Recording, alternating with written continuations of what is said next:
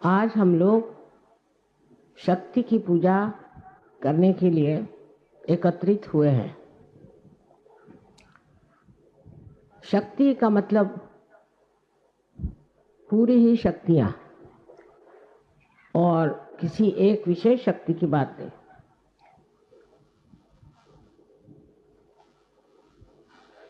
ये पूरी शक्तियाँ हमारे हरेक चक्र पे अलग अलग स्थान पर विराजित है और इस शक्ति के बगैर किसी भी देवता का कार्य नहीं हो सकता। जैसे आप जानते हैं कि कृष्ण की शक्ति राधा और राम की शक्ति सीता और विष्णु की लक्ष्मी। इसी प्रकार हर जगह शक्ति का सहवास देवताओं के साथ, पर देवता लोग शक्ति के बगैर कार्य नहीं कर सकते। वो शक्ति एकमात्र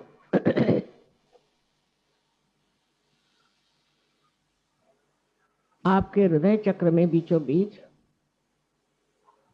जगदम्बा स्वरूपी विराजमान। ये जगदम्बा शक्ति बहुत शक्तिमान है। उससे आगे गुजरने के बाद आप जानते हैं कि कहीं वो माता स्वरूप और कहीं वो पत्नी स्वरूप देवताओं के साथ रहती है। तो शक्ति का पूजन माने सारे ही देवताओं के शक्ति का आज पूजन होने वाला है। इस शक्तियों के बिगड़ जाने से ही हमारे चक्र खराब जाते हैं और उसी कारण शारीरिक, मानसिक, बौद्धिक आदि जो भी हमारी समस्याएं हैं खड़ी हो जाती। इसलिए इन शक्तियों को हमेशा प्रसन्न रखें। कहा जाता है कि देवी प्रसन्नो भवे, ये प्रसन्न रहना चाहिए। देवी को अप्रसन्न करने से न जाने क्या हो जाए।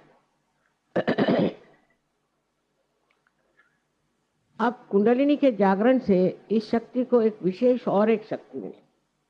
इन शक्तियों में एक विशेषता और होती है, वो ये है कि सारे दूर सर्वव्यापी शक्ति जो परम चैतन्य, जो आदिशक्ति की शक्ति है, उससे इसकी एकाकारिता एकदम हो जाती।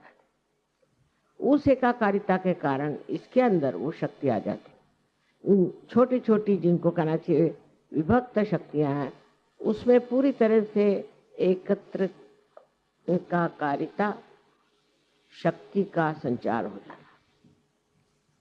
माने ये कि अगर समझ लीजिए आपकी हृदय की शक्ति कमजोर, तो उसका संबंध जब इस परम चैतन्य से हो जाता है तो वो निर्बल शक्ति शक्तिशालिनी हो जाती है और उसका संदेश सारे शक्तियों के पास पहुंच जाता है कि अब कोई फिक्र करने की बात नहीं, अब ये शक्ति जो है प्रबल होगी। और शक्ति जो है वो स्त्री स्वरूप है और देवता जो है वो पुरुष स्वरूप है। सो स्त्री का मान रखना, स्त्री का आदर रखना, गृह लक्ष्मी को गृह लक्ष्मी जैसे रखना आदि बहुत जरूरी बातें हैं जो हमारे यहाँ जो पुरुष हैं उनको सीखना चाहिए। इसका मतलब ये नहीं कि औरतें उनको हमेशा लेक्चर झाड़ते रहे या उनसे बिगड़ते रहे। औरतों को तो गृहलक्ष्मी के स्वरूप होकर के अपने पति और अपने बच्चे, घर द्वार, सबकी सेवा तो करनी होती। उसको तो एक ही काम होता है, पति को हजारों काम होते हैं और वो ठीक से निभा करें, उसको ठीक से संभालें, ये बहुत जरूरी। लेकिन पति का कार्य होता है कि अपनी पत्नी को देवी स्वरूप माने, अपने पत्नी को घर की शक्ति माने और उसके साथ जो संबंध हो वो निश्चल और शुद्ध हो। मनुष्य कभी कभी ये सोचने लग जाता है कि वो जैसे भी चाहे चले और ठीक है क्योंकि पुरुष है। ये उसको बड़ी गलतफहमी है। इस तरह से करने से उस पे जो संकट आने हैं वो आते, और पत्नी कितने भी वो संकट झेल रहे तो भी उसका कुछ कह नहीं सकते, क्योंकि अगर आप घर के स्त्री को सताएंगे तो वहां पर देवताओं का रमण नहीं हो सकता। घर की औरत को जिद नहीं करनी चाहिए, पति को खुश रखना चाहिए, घर द्वार को ठीक रखना चाहिए। ये तो बात सही है, पर सबसे बड़ी बात यह है कि घर की गृहलक्ष्मी जो है वो घर की शक्ति है। इसलिए उससे एक तरह की बड़ी गहरी एकाकारिता साध्य करनी चाहिए।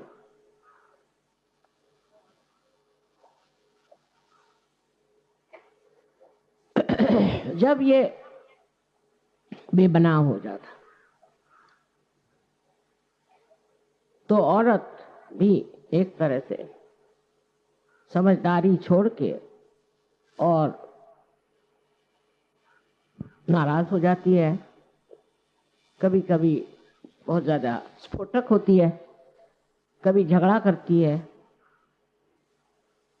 उससे बच्चों पे बुरा असर आता है और फिर समाज टूटने लग जाता है। समाज जब टूटता जाएगा तो बच्चे भी टूटते जाएंगे, उनके अंदर भी गलत गलत चीजें आ जाएंगी और वो भी रास्ते पर नहीं आएंगे।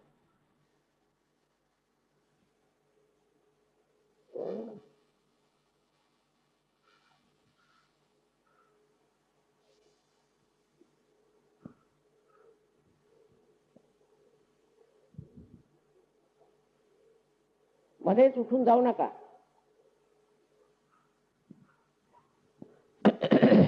और जो घर की डिसिप्लिन है वो खराब हो जाए। जिस घर में डिसिप्लिन नहीं होगी उसके बच्चे खराब हो जाए, उसका समाज खराब हो जाएगा। आज विलायत में क्या होता है,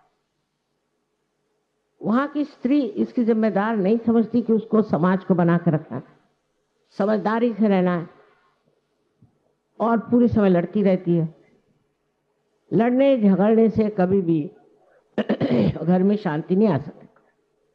शांति लाने के लिए क्या करना है, पति से सुझाव करना है, उससे बात करनी है कि आखिर क्या बात है, क्यों ना हम दोनों प्रेम के साथ रहें जिससे हमारे बच्चे ठीक रहें। परदेश में कुछ भी सीखने का नहीं है, क्योंकि उनका समाज बिल्कुल विचलित हो गया है।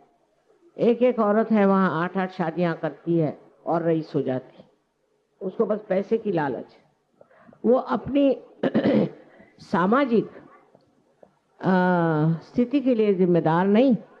वो नहीं सोचती कि हमारा समाज मेरे सर पे बैठा हुआ। आज भी हिंदुस्तान का समाज जितना बिगड़ा नहीं, उसका कारण माताएं अच्छी, पर माताओं को भी जबरदस्ती नहीं करनी, समझाना चाहिए, उनसे दोस्ती करनी चाहिए और उनको अपने बराबर समझ करके और ठीक रास्ते पे रखना चाहिए।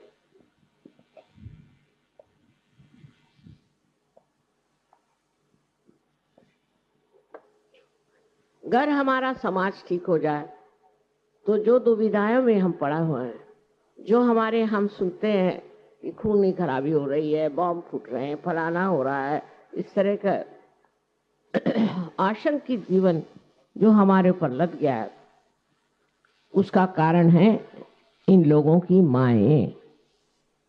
उन माओ ने अगर इन बच्चों को ठीक से रखता होता तो आज वो इस तरह से बेकाबू नहीं, इस तरह से गंदे काम नहीं करते। उनको एक तरह से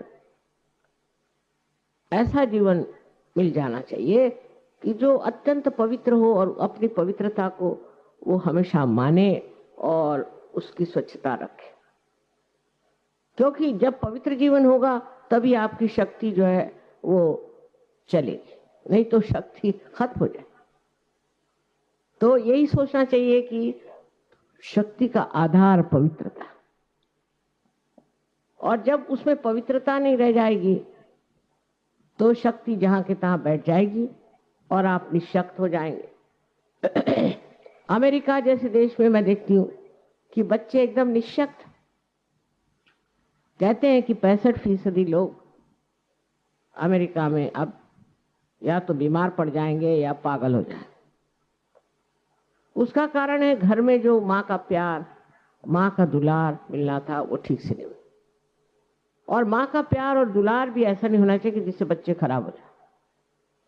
उस प्यार दुलार में एक ही विचार रहना चाहिए कि हमारा बच्चा जो है वो इस तरह का बने कि एक श्रेष्ठ नागरिक हो जाए, एक श्रेष्ठ मानव हो जाए और एक श्रेष्ठ सहयोगी हो जाए। इस दृष्टि से आप अपने बच्चों को अगर ट्रेनिंग देंगे तो अपना समाज एकदम ठीक हो सकता है। और उसके लिए ज्यादा करने की जरूरत नहीं, थोड़ी देर बच्चे अगर मेडिटेशन कर लें काम खत्म। पर अगर बच्चों को आपने छूट दे दी तो न जाने, आजकल का जमाना इतना खराब है कि बच्चे कहीं से कहीं भाग सकते।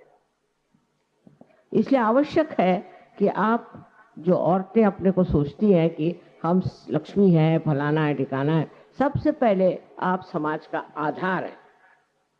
समाज की ओर पुरुष की दृष्टि नहीं होनी और होती भी नहीं, उधर औरतों की होनी चाहिए। इसलिए मैं हमेशा कहती हूँ कि सहयोग में औरतें कमजोर हैं, आदमी नहीं। इसका कारण मैं नहीं समझ पाती क्योंकि मैं एक औरत हूं। औरतों को ध्यान धारणा और सर्च के बारे में सब मालूमात होनी बहुत जरूरी, क्योंकि औरतों के ही कारण हम आज समाज को ठीक कर सकते। आदमियों का तो चल ही रहा है मामला, कहीं उनका राजकारण है तो कहीं अर्थव्यवस्था है, ये है, उससे आपको कोई मतलब। आप अपने बच्चों को ठीक करिए और उसके लिए आप भी रोज ध्यान करें, आप भी आदर करें, आप भी गहरे उतरे। गहराई लिए हुए कितनी औरतें हैं, और जब कभी मिलती भी हो तो अपने ही रोना लिए बैठे रहते हैं। इसलिए मैं आज कह रही हूँ कि अगर आप शक्ति हैं तो आप शक्ति स्वरूपा होइए और उससे जो समाज का भला करना हो करिए, उससे आपके देश का, अनेक देशों का कल्याण हो सकता और देशों के सामने एक बड़ा भारी उज्जवल उदाहरण हो जाए। लोग देखकर सोचेंगे वाह क्या चीज। इस तरह का अपना देश अभी हुआ नहीं।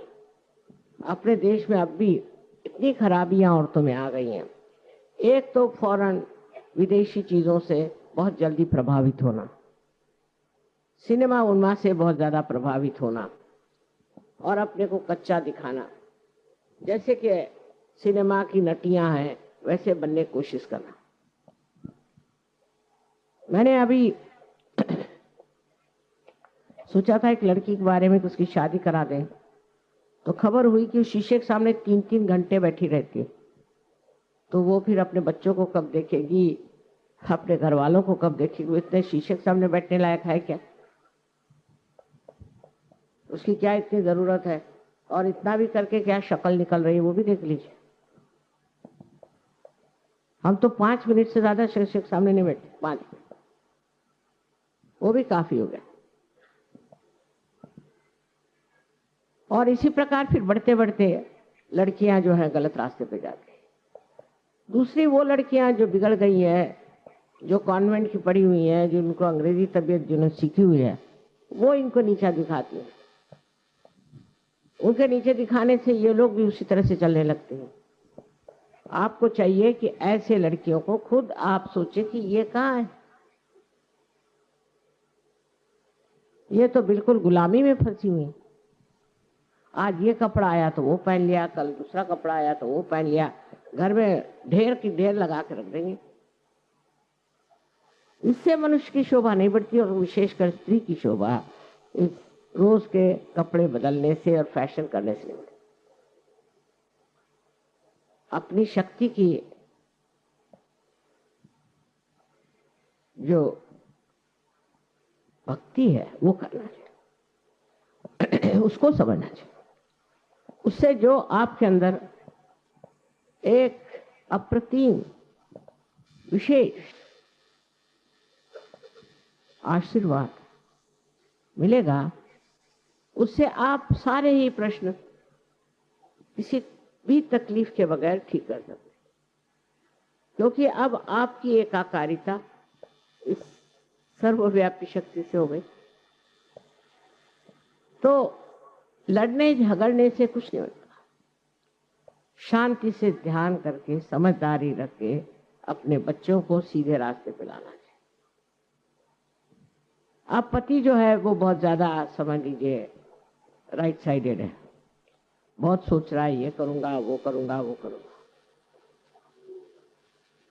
लेकिन औरत को उस तरह नहीं होना चाहिए। उसको एक किस तरह से मैं समाऊं, समा जाना चाहिए अपने घर खानदान में, उसको समा जाना चाहिए। समुंदर है, उसको एक तरफ से दबाओ तो दूसरी जगह समा जाता है। इसी प्रकार स्त्री का हृदय होना चाहिए कि उसको एक तरफ से तकलीफ हुई दूसरी जगह समा जाए। समाना माने क्या? समाना माने एकाकारिता, एकाकारिता लानी चाहिए। जब वो ये नहीं ला सकती तो वो शक्ति नहीं है। अगर वो झगड़ा करती है और सबसे वाद विवादी करती है तो वो शक्ति नहीं है। शक्ति का मतलब ही यह है कि आप सब चीज में समा सकते, सबसे ऊंचे कुछ भी हो उससे आप ऊपर हो जाए, तभी आप शक्ति हैं। और अगर आप उससे दब गए तो आप शक्ति नहीं, आप निशक्त। स्त्री के बारे में हमारे देश में अनेक बातें कही गई और हम अपने भारत माता को भी, उसको भी हम एक माँ के रूप में देखते। हमारे यहाँ माँ बहुत बड़ी चीज मानी जाती है, क्योंकि वो लड़के को गलत रास्ते से बचाती है, उसको सही तरीके से बड़ा करती है, उसको वो ऐसे बहुमूल्य गुण देती है जो उसको जिंदगी भर के लिए पूरे पड़े। ऐसी हालत में आप लोगों को ये सोचना चाहिए, क्या हम अपने घर में शांति, सुख और आनंद देते हैं? घर पे पति आया और आप लड़ाई झगड़ा शुरू कर देते, या नहीं तो बस रंदो रंदो रंदो, इस तरह से एक अछूतापन। अगर आप घर में आनंद और प्रेम की सृष्टि करें तो आपके बच्चे ठीक से पनप जाए। उसी प्रकार पुरुषों के लिए बहुत जरूरी है कि हर समय अपनी बीवी से मजाक करना कोई बड़ी अच्छी बात है। नॉर्थ इंडिया में बहुत ज्यादा है, बीवी का बड़ा मजाक करते रहे सुबह शाम। उसमें कोई बड़ी भारी बुद्धि चातुर्य नहीं है, बेकार की बात है। अपने बीवी के गुण देखिए, जरूर नहीं उसको बखानिए, पर उसको समझिए और उन गुणों से परिचित हो करके और उसका मान पान सब रखना चाहिए। आज मैं इसलिए बात कह रही हूँ कि बहुत सी औरतें सहयोग में आई हैं, लेकिन अब भी उनमें कर्मकांड बहुत है। फलाना है, शुक्रवार, खासकर महाराष्ट्र में तो बहुत ज्यादा। आप स्वयं गुरु हो गए, आपको क्या कर्मकांड करने की जरूरत है? सो जो औरतें इस तरह कर्मकांड में फंसी हैं उनको इसमें से बचाना है, उनको समझाना और उनको समझा के ये बताना है कि आप ही के अंदर शक्ति है और आप अपनी शक्ति से ही कार्यान्वित हो। आज बंबई शहर को देखते हुए मुझे लगता है कि इसमें परदेशी संस्कृति बहुत आगे है, बहुत ज्यादा। हालांकि अपने सहयोगी बाहर से जो आए, देखिए किस तरह से कपड़े साड़ी वाड़ी पहन के कायदे से बैठे हैं। सब पढ़ी लिखी बड़े घर की लड़कियां और कायदे से बैठे।